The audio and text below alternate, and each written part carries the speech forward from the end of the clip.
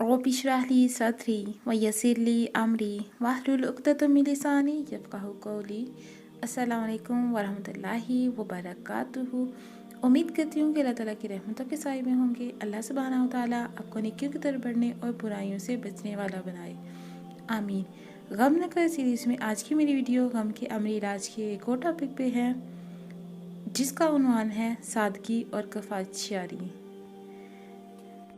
انسان کے دکھوں میں بعض دکھ ایسے بھی ہوتی ہیں جو کہ مالی مشکلات کی وجہ سے پیدا ہوتی ہیں، اور بسا اوقات یہ مالی مشکلات اس قسم کی ہوتی ہیں کہ انہیں دور کرنا محال نظر آتا ہے۔ مثلا ایک انسان انتہائی کوشش کر چکنے کے باوجود کوئی روزگار حاصل نہیں کر سکا، یا کسی اچانک حادثے نے اس کا سب کچھ برباد کر کے اسے ایسا زیر بار کر دیا کہ فکر و فاقہ کی نوبت آ گئی۔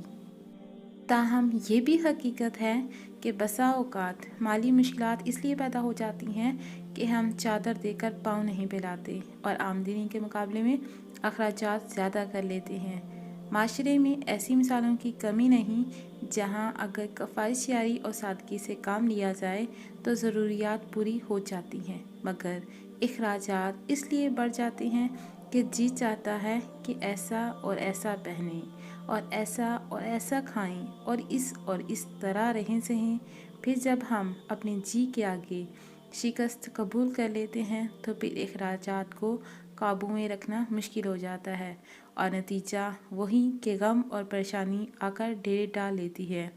دل پسند اشیاء خرید کر جو خوشی حاصل کی جاتی ہے وہ تو شاید چند گھنٹوں یا چند منٹوں کی ہی تھی، مگر اخراجات بڑھا کر جس پریشانی اور اضطراب کو دعوت دے بیٹھے وہ اب جونک بن کر چمٹ گیا اور خون چوسے جا رہا ہے۔